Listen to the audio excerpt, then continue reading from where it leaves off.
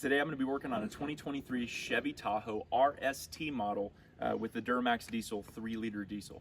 So I'm going to go through quite a few things. I'm going to put within the description below, so it's going to be kind of a long video, but if you are looking for something specific that I'm going to mention now, you can look within the description and I'll have it timestamped. Some of the things that we're going to go over is the maintenance mode to turn that on and turn that off. That is paramount. If you are trying to do your brakes and your rotors and you do not put it in maintenance mode, you can destroy your ABS system, your electronic parking brake, all of that stuff. I found out personally because I didn't realize that you had to do that.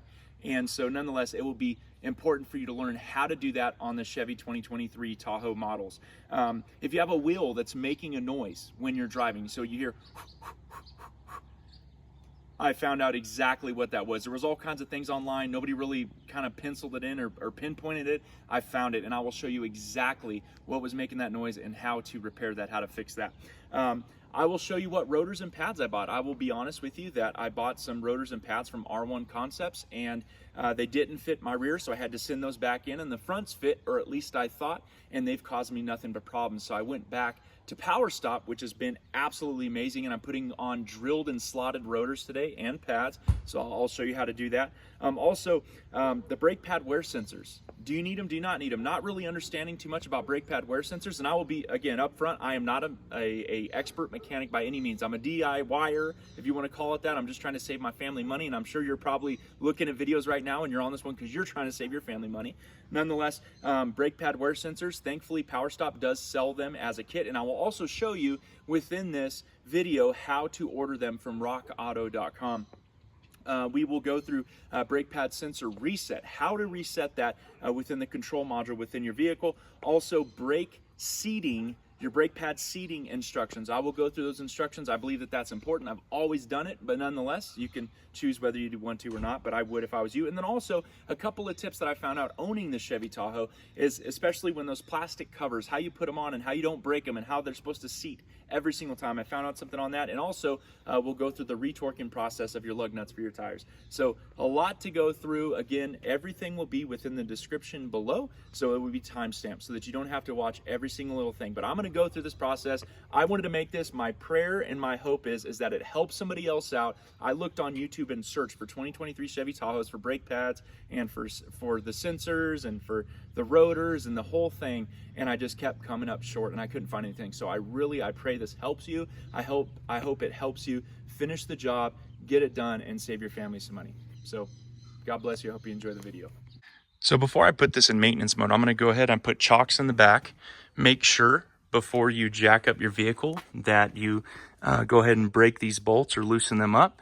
I will tell you that the type of socket you will be using is a 7/8, a 7/8.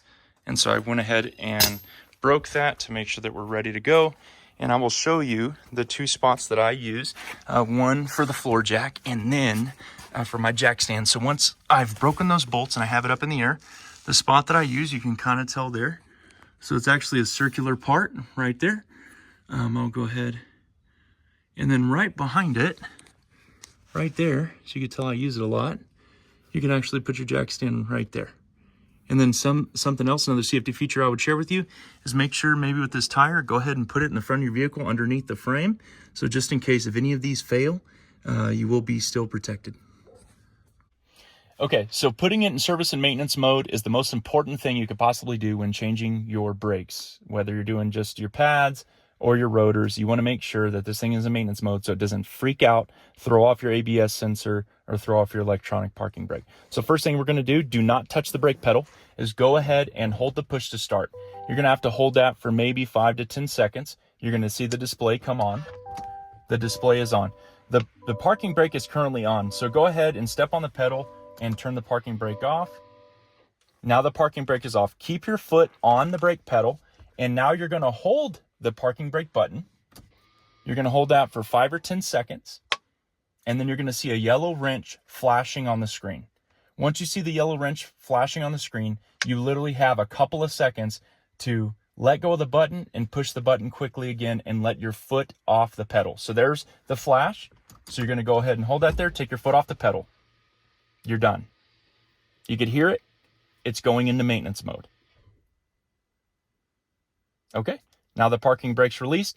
Then again, you can go ahead and shut your vehicle off. When you go, again, you want to make sure that you disconnect the negative battery cable before you go to do your work. Nonetheless, it's in maintenance mode, but when you get done, you reinstall your negative battery cable. You come in here, you're going to push the start without touching the brake. You're going to do the whole process over again, and then you're just going to be able to turn off maintenance mode in the same condition. So what you want to do is you want to remove that negative battery terminal after you've put the vehicle in service and maintenance mode. What I went ahead and did is I have this 10 millimeter. The only thing that I can get to fit was this star style pattern. Nonetheless, let's go ahead and remove that.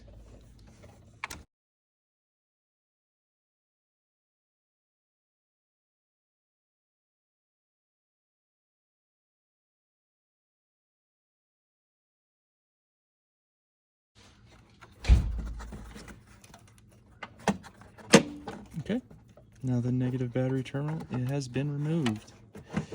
So we'll go ahead and try to set that up somewhere where you can't contact anything else. Go ahead and disconnect from here, just for the sake of moving it out of the way. Just got a push button. So we'll go ahead and just move that away from the terminal.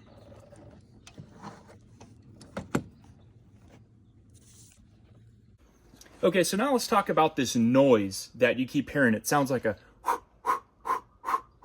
and many people have said, well, maybe it's the rotor itself, or the face of the rotor wasn't turned correctly, and maybe it's just off, just a tiny little bit of percent, and it's contacting the brake pad and it's making that noise.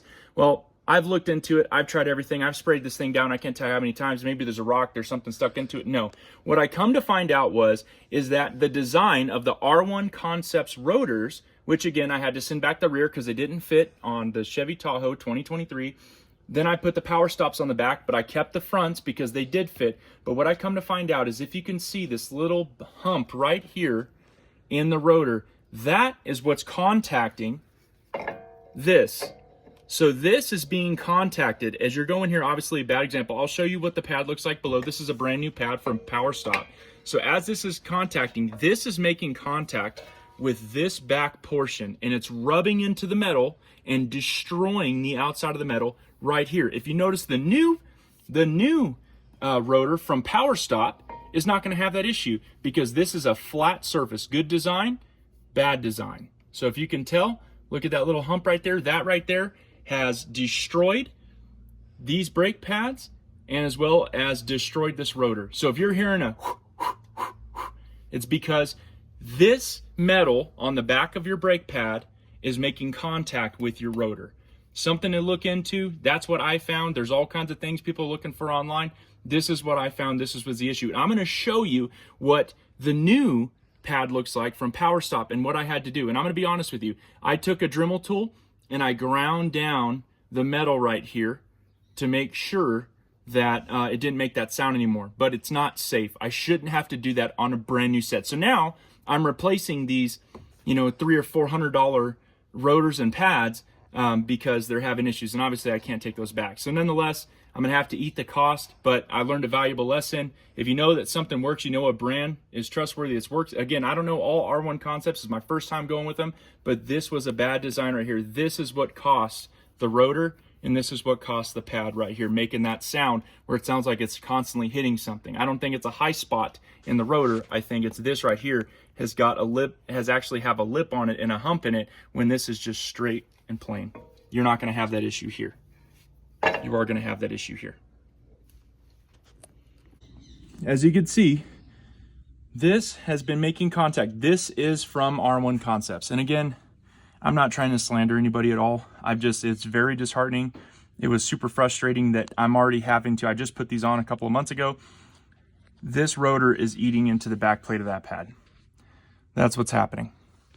So this is making contact with this hump right here. Again, going back to that original design from Power Stop that's just flat right here, that would alleviate all of that. And so I will tell you, and maybe I bought the wrong ones. Maybe I clicked all those things and Rock Auto to be able to choose the right one for the 3-liter diesel, not the performance package. I believed I clicked everything. Rock Auto even asked me, this is the right one for your vehicle. What do you mean it doesn't fit?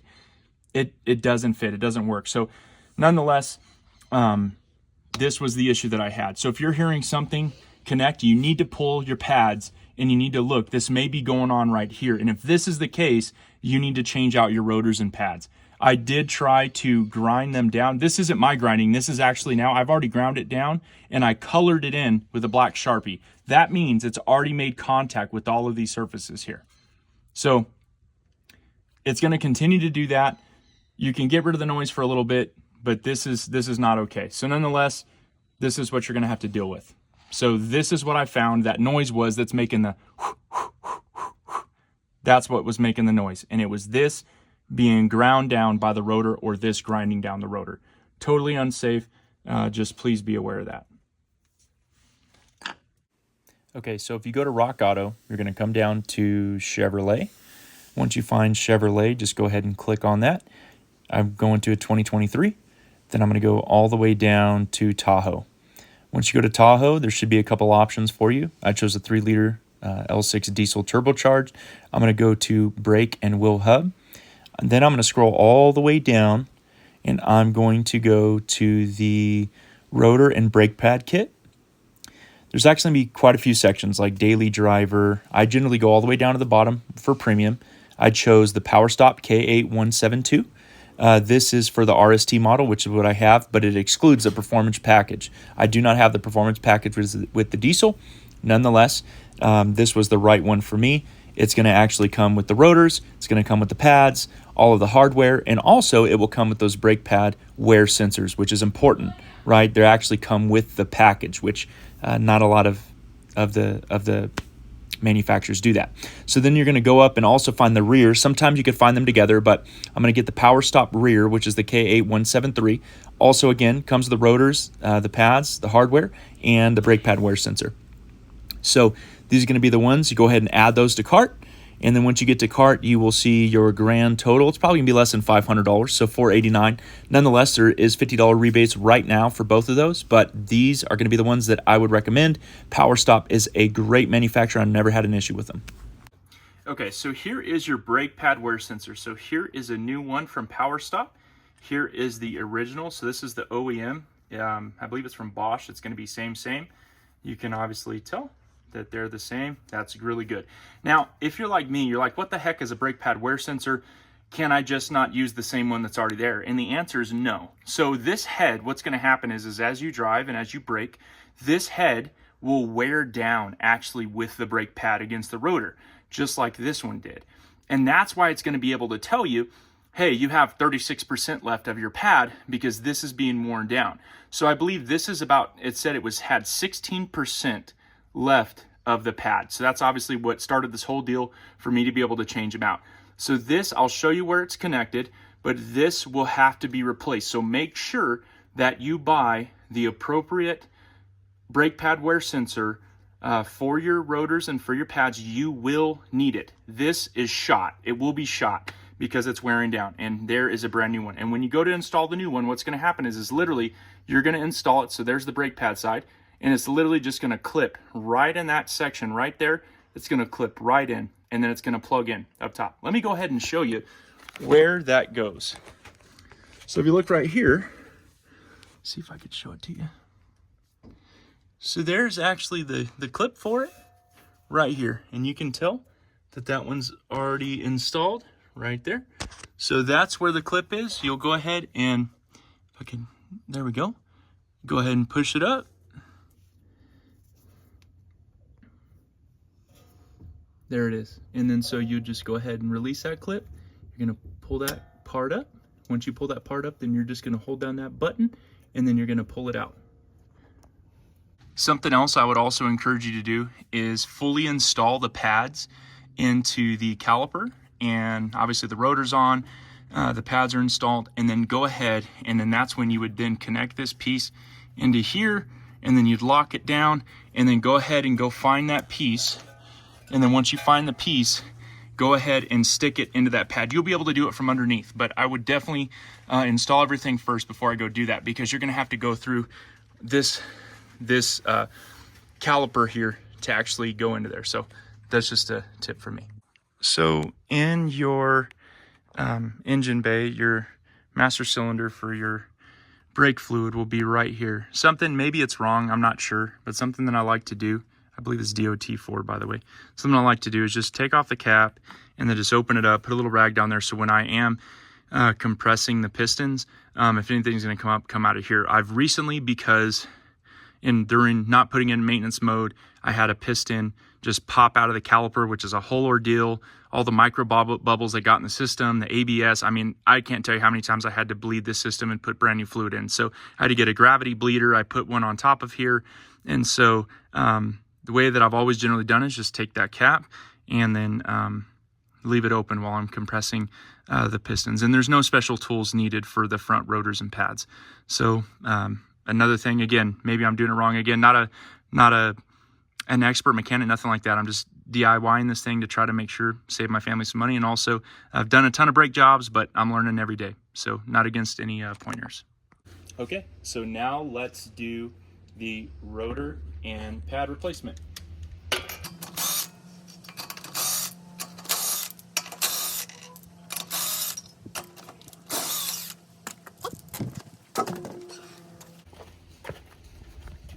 Okay, so right on top of the rotor, you actually have this T30 Torx, which is actually holding the rotor itself in place. So we'll go ahead and take the T30, and we'll go ahead and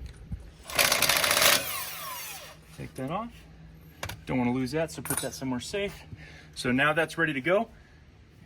On the back side. Okay, so kind of first what I like to do is I will take, if I can get it in here, there's some cotter pins. There's going to be 2 of them. There's the one there. There's going to be one there. So you'll go ahead and pull both of those out.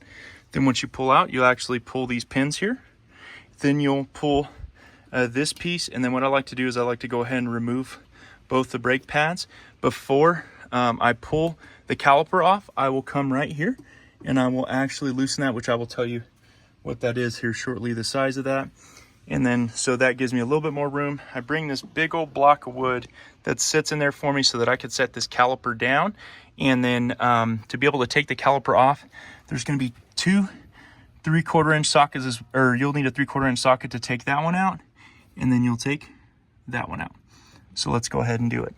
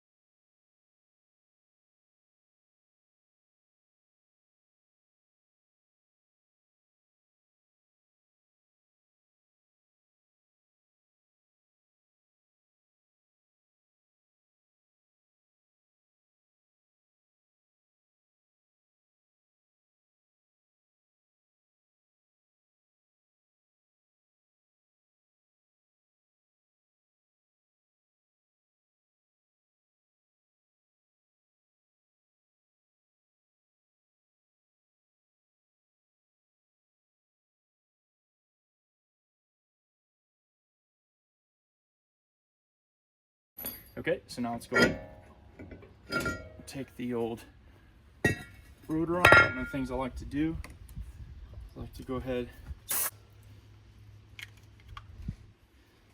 Clean it up, let it sit for a second. So if you'll notice right here, you want to make sure while you're putting these rotors on, it says front passenger side. Don't want to make the mistake of putting them on the wrong side. So this is going to be the front passenger side. And if you know, you actually got some threads here, some threaded areas. So we're actually going to go with this one that's going to have the bigger. And if you notice, there's going to be that T30 Torx. We're going to have to put that back in. So let's go ahead and line that up.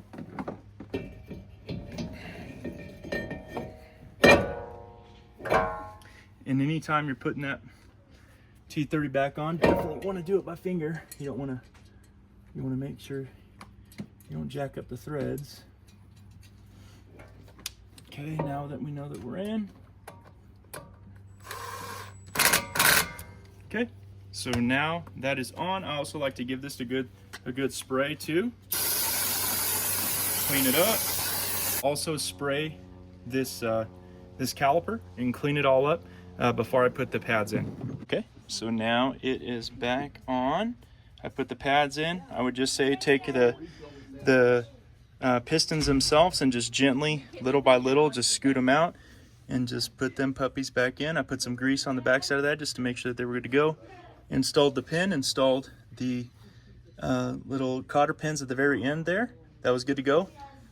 Tightened everything back up, and now it's good to go. And as if you can tell, look at the space and the distance between the brake pad and the rotor. We're not going to have that same problem anymore. So good design. So it looks good, and then we'll go ahead and go through the brake setting process. Okay, so this is how you're going to seat your brake pads or break in your brake pads. And I've done this each time that I've dealt with power stop, but if you could see here, you're going to have 5 aggressive decelerations. So you'd go up to 40 miles an hour, slow down from 40 all the way to 10. You'll do that 5 times. And then you will do 5 moderate decelerations, which is from 35 miles an hour to 5 miles an hour. So you go up to 35 and then brake all the way to 5. And then you want to drive slowly after you've completed this process. There's 10 total stopping. After you completed this process, then you want to drive slowly to cool down your brakes. So do that for about 5 minutes and just kind of roll around, and then you will be good to go. I'm going to go ahead and start my vehicle.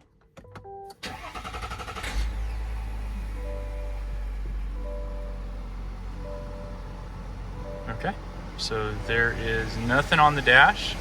Very good. Okay, now I'm going to show you guys. So if you're actually going to use this button, go ahead and go up.